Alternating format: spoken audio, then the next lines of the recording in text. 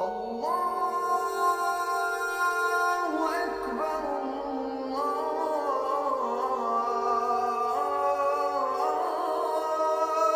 أكبر. Welcome to Understanding Islam. This is episode 12. This is series 3 when we're looking at building a just society. And today we're going to look at Muslims inviting others to the path of Islam. Remember that if you've missed any of these programs, you can always catch up on the on-demand section of the Ahlulbayt website, and you can download an article to go with each of these programs from my own website. Picture the scene. Here lies a dying patient. The doctor stands looking at the patient, and in her bag she has got the medicine that can save the patient's life. What kind of a human being would she be if she didn't offer the medicine to the patient? Let's widen the picture a little bit. Here is humanity, struck with a terminal illness, and a group amongst them have the secret remedy. They have the means to cure the terminal illness. Surely they would want to share that with the whole of humanity, even if it meant radical change in the lives of some of those people so that they could save their lives, even if it meant some of them being uncomfortable. Maybe some of them would not want to hear the message. However, their responsibility would be to share that knowledge, to issue the invitation. This way lies the remedy for your illness. Come and take it. This is the thinking that lies behind Muslims seeking to invite people to the path of Islam. Let's just remind ourselves, what is this Islam that people are being invited to? This is, in Muslim understanding, the natural way for human life to be lived. It is therefore the birthright of every human being. It doesn't belong to a particular group of people called Muslims. It belongs to every human being by right. Therefore, no one has a right to deny it to other people. Everybody has a right to hear the message and a right to make their own choice. You decide, but you need to hear the invitation. You need to know what's on the table so that you can make your decision.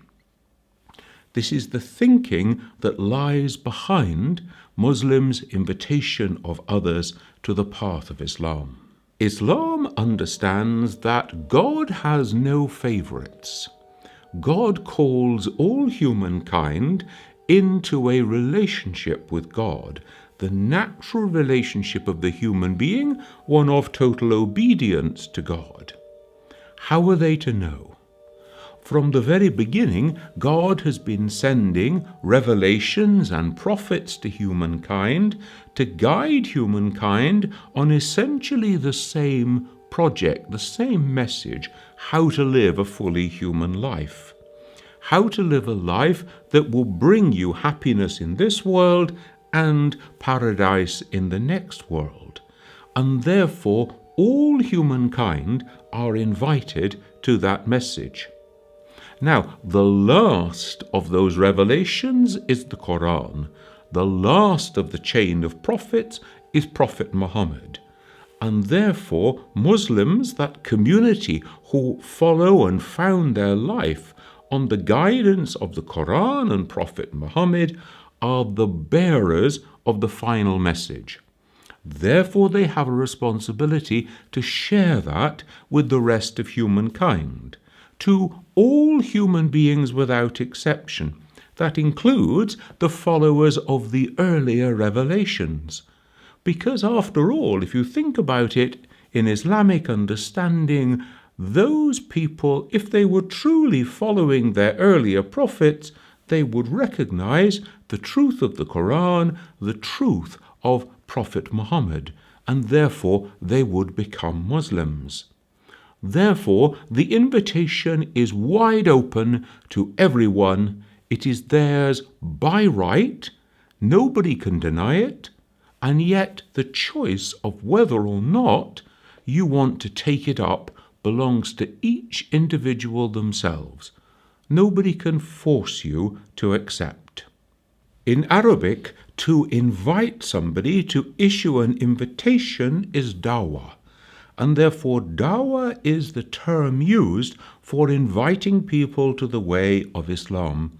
And the person who does the inviting is the da'i. Now, invitation is the key word here. The Quran is explicit in saying there's no compulsion in matters of religion.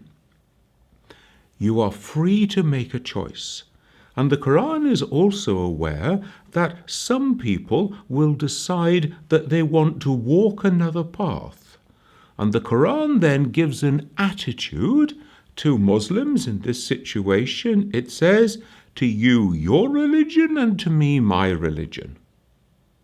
So the individual who receives the dawah is free to examine it, to think about it, to choose, to ask questions, to explore, but then it needs to be that they are listening to the invitation of God.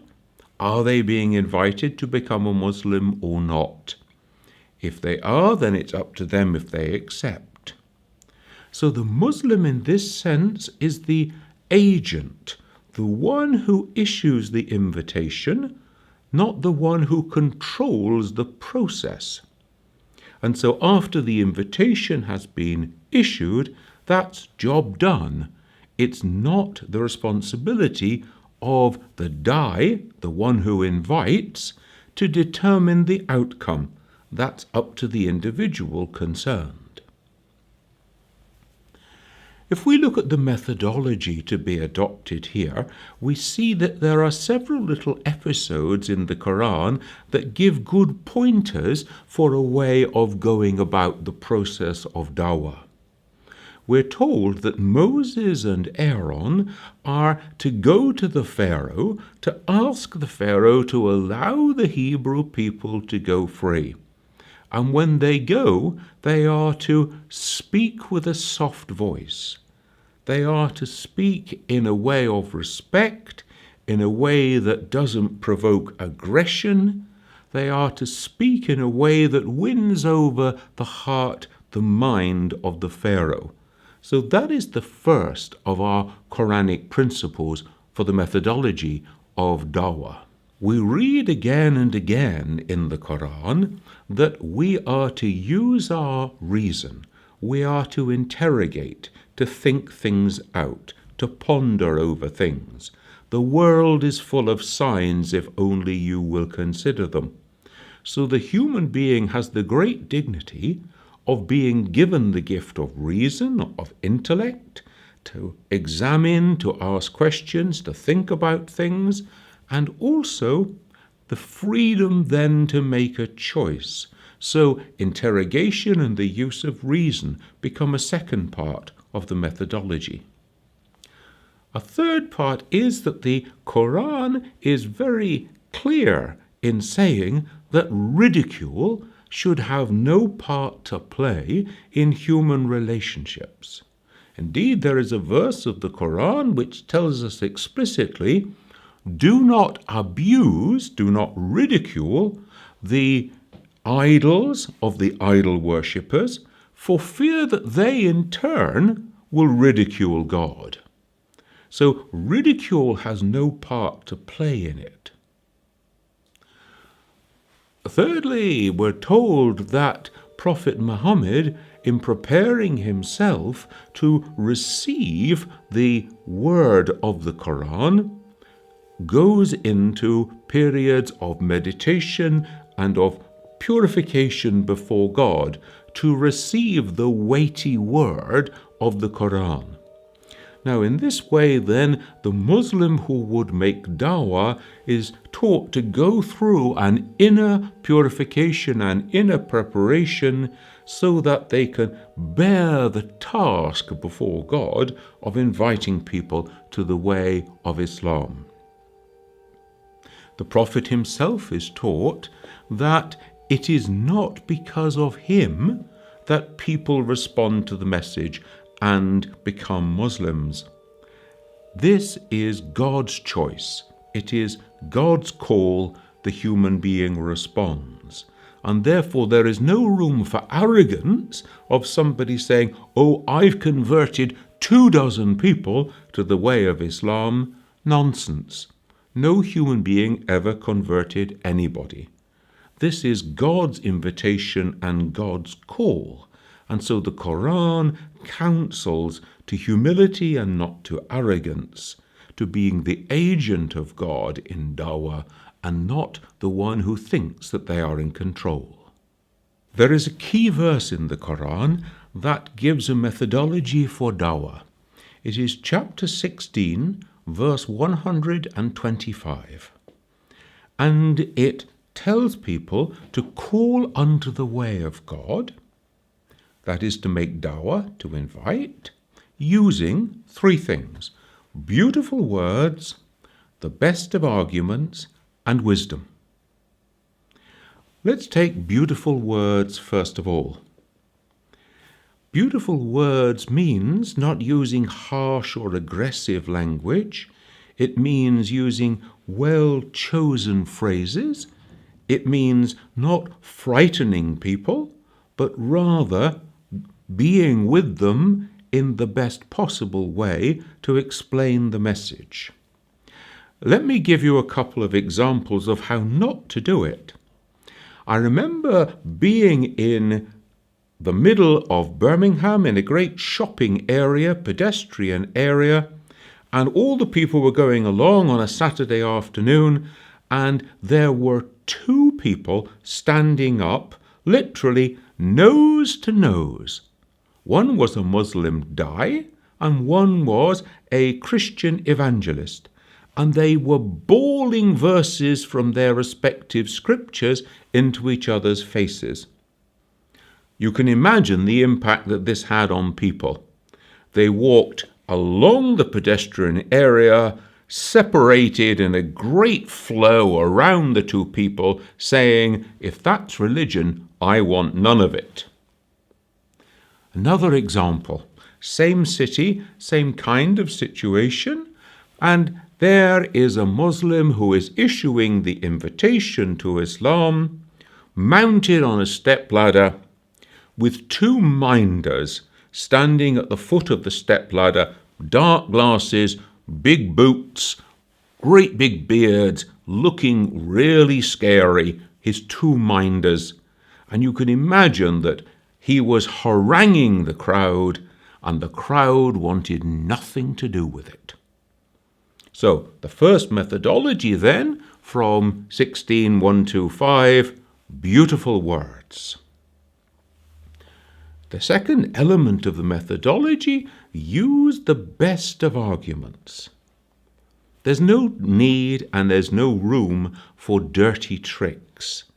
Sometimes we hear of people being cajoled into becoming Muslim. A woman who has fallen in love with a Muslim man and is told, "Oh, you've got to become a Muslim, his family will never accept it otherwise." Well, his family know better than God? So there should be no room then for dirty tricks, the best of arguments, says the Quran. Just in the same way, there are some people who like to make dawah making selective arguments. They choose verses from other people's scriptures and then they build arguments around them which are like fantasies, castles in their own mind. And they think that their argument is terribly convincing, but it's only convincing to themselves because they have built this fantasy world. And this does, of course, is to drive other people away from the message of Islam.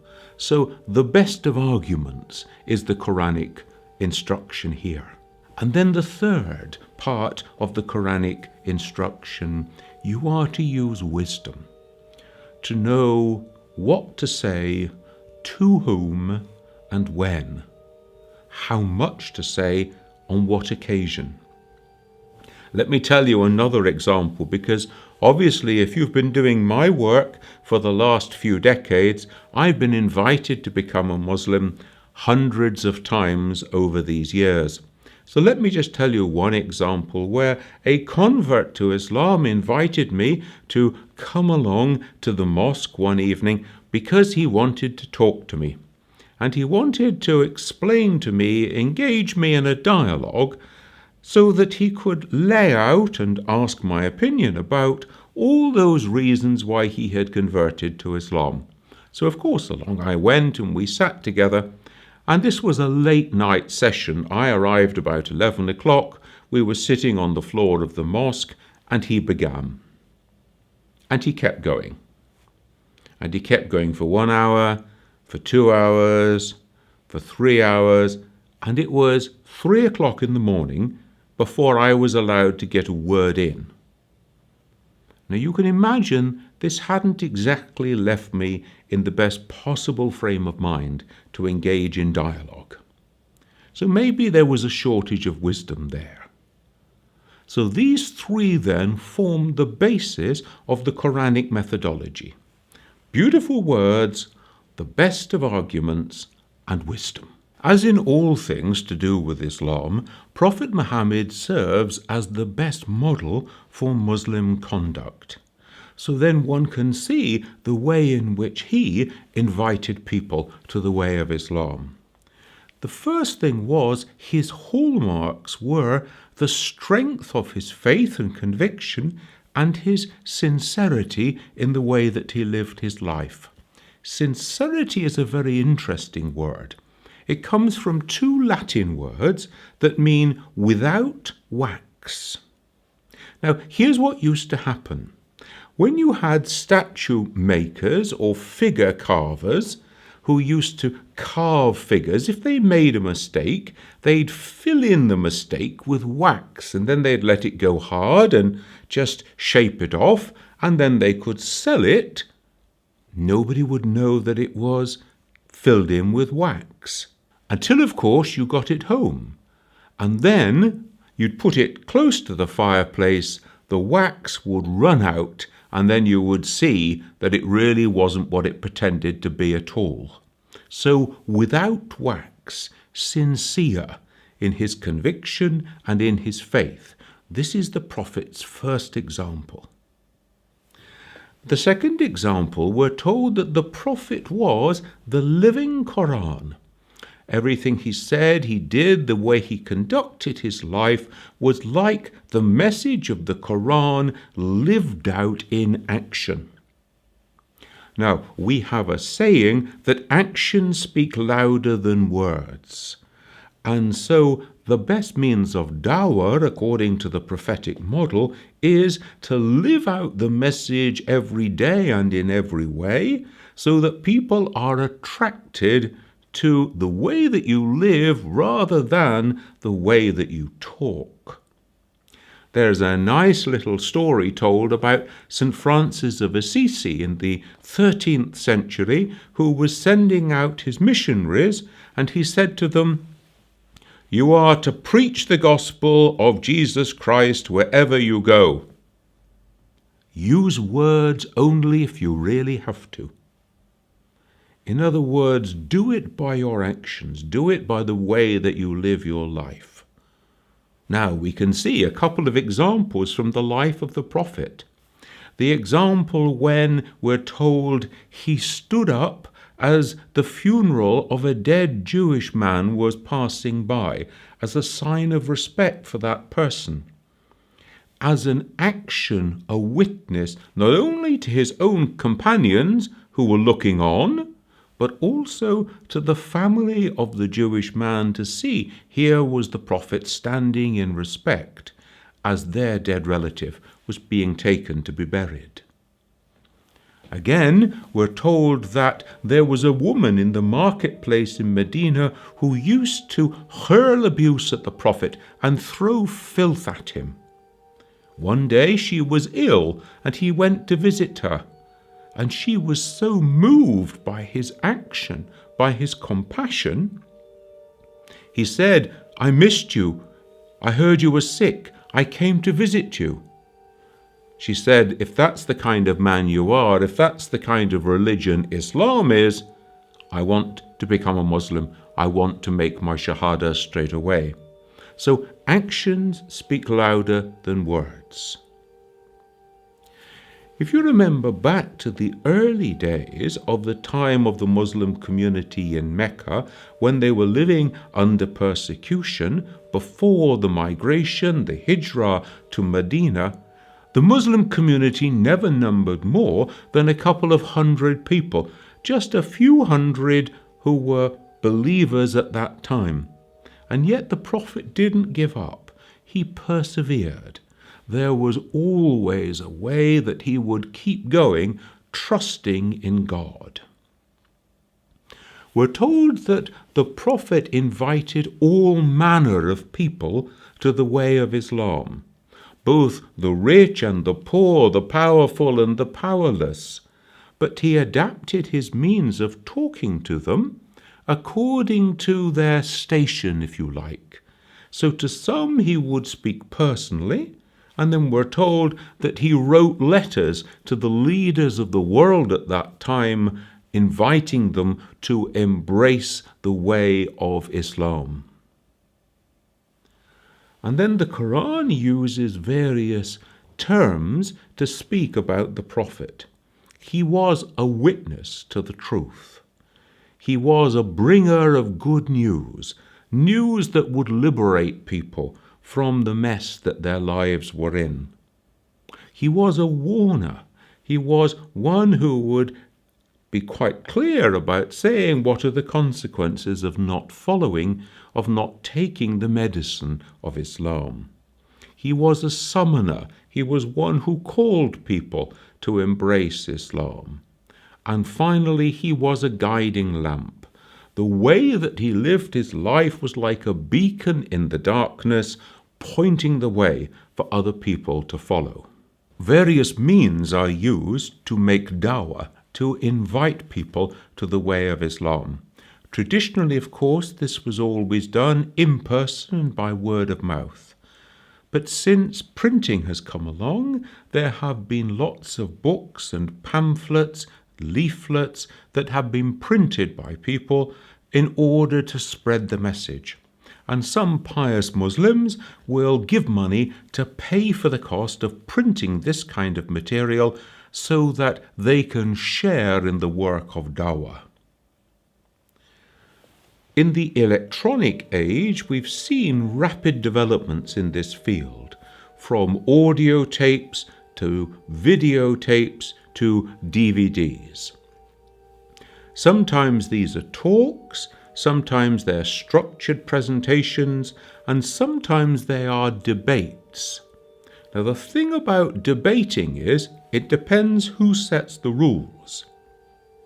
Some of these debates, we can see, are actually set up in such a way to make sure that the Muslim debater wins, because they set the rules. So we have to remember the instruction, the best of arguments. There's no room for dirty tricks in the business of dawah. Of course, the latest electronic development is the internet. And since the coming of the internet, we now find that there are literally thousands of sites around the world in various languages that are making dawah, that are reaching out to people. One of the problems is that there is no control about what comes onto internet sites. And so anybody can set themselves up as some sort of expert in dawah on the internet.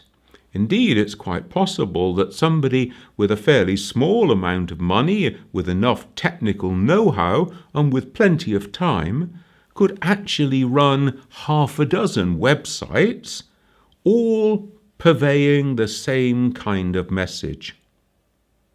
Now, the same kind of message is quite important here, because often what happens with these internet websites is that they are not giving a rounded, balanced picture of Islam, but instead they're tending to push one particular interpretation of Islam as though that were the only interpretation that is within the Muslim community.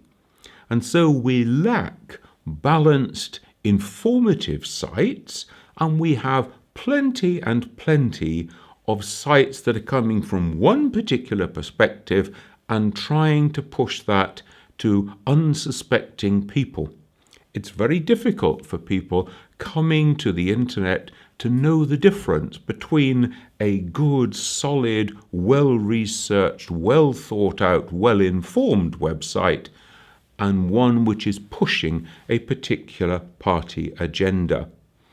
We need to help people to understand that there's very little that's neutral when it comes to the internet. And now let's end with a word to those who are on the receiving end of dawah.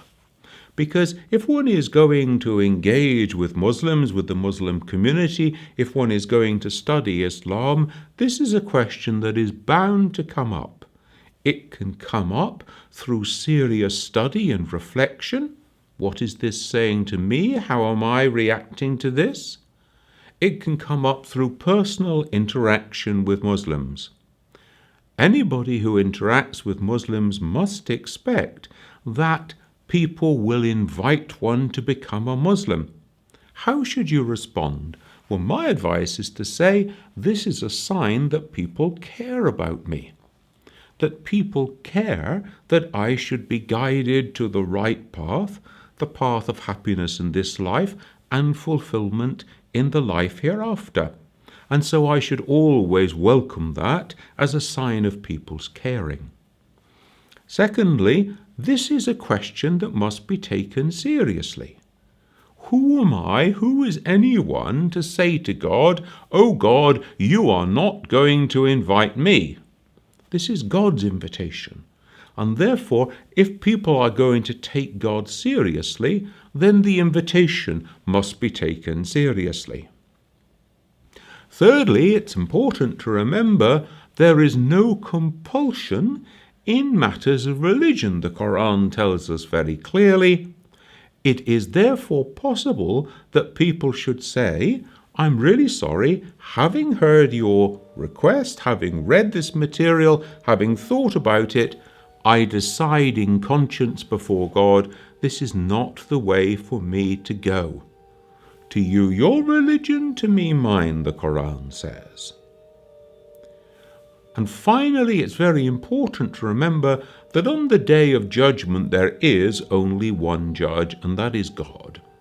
God who knows all, who knows the inner intention of the human being, who knows the inner disposition of the human being. And on that day all things will be made clear. There will be no place to hide. And on that day everyone will be accountable for their own deeds, their own actions, their own response, one way or another, to the calling of God. That concludes Series 3 of Understanding Islam. Keep an eye on the schedules on Ahlulbayt television for Series 4, the last series, which will be starting shortly.